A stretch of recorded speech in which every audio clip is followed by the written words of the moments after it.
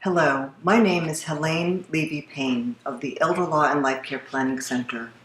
I'm coming to you from my home because there is breaking news that is critically important for you to hear, and we are just coming out of the aftermath of Hurricane Florence. So we've been down for a while.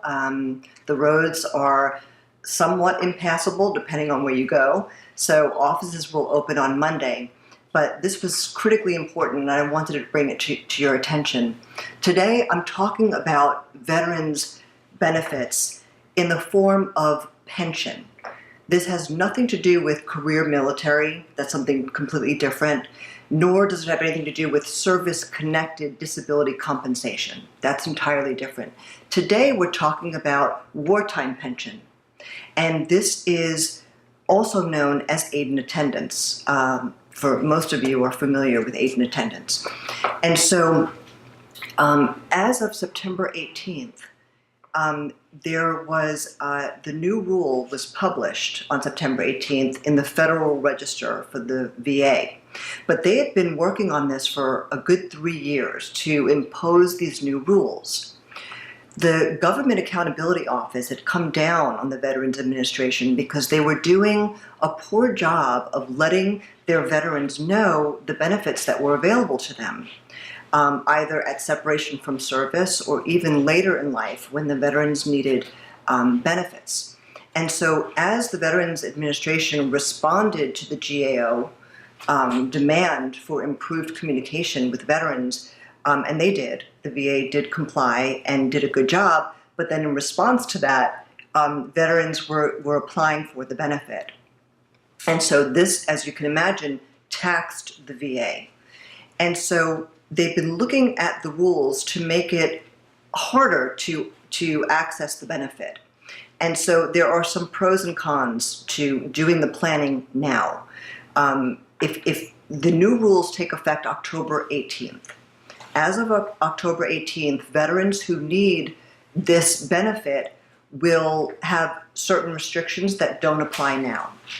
And so let me just recap for some of you that don't know what veterans' pension is.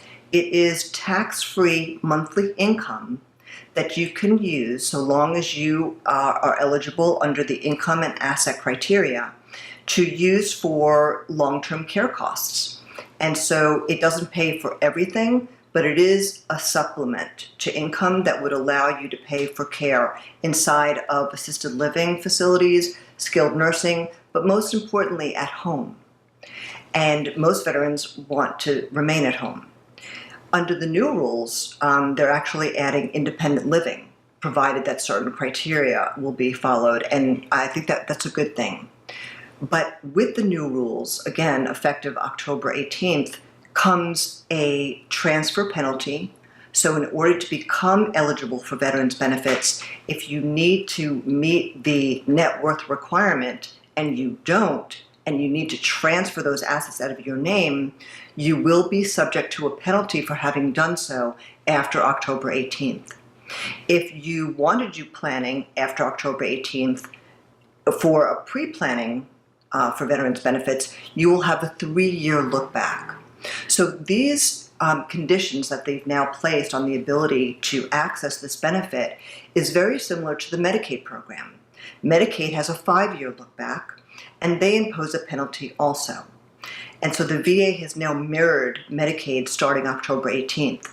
The importance, the reason why I'm coming to you today and hoping to get the word out is that for those of you who don't need care now, let's say you're living your life, you're doing great, and you don't need the care, but you have an eye towards accessing veterans benefits at some point in the future, by doing the planning today, we come under the old rules, and you won't be subject to the transfer penalty or the penalty or the look-back period. So this is very beneficial. Let me talk to you quickly about what the new rules look like. As I mentioned, there will be a penalty assessed for anybody that made a transfer. What's good is that that penalty won't be discriminatory, as it is under Medicaid.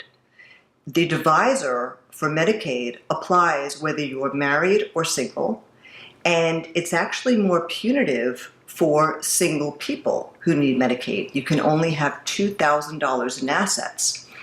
Being married, you can retain more assets and still be eligible, although it's not a lot. Under veterans benefits, under the new rule, your net worth limit will be $123,600. So good news is that now we have a bright line test. We know what the net worth criteria is in order to be eligible.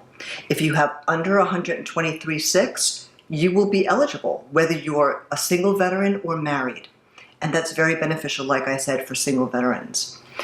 If you have more than $123,600, then you would have to do planning. And now, under the new rule, effective October 18th, you will have to comply with those restrictions.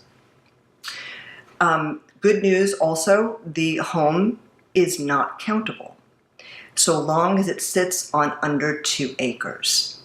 So the home is not included in your net worth analysis, and for a lot of people, that's really good because you have a lot of equity in your home and maybe not so much in assets.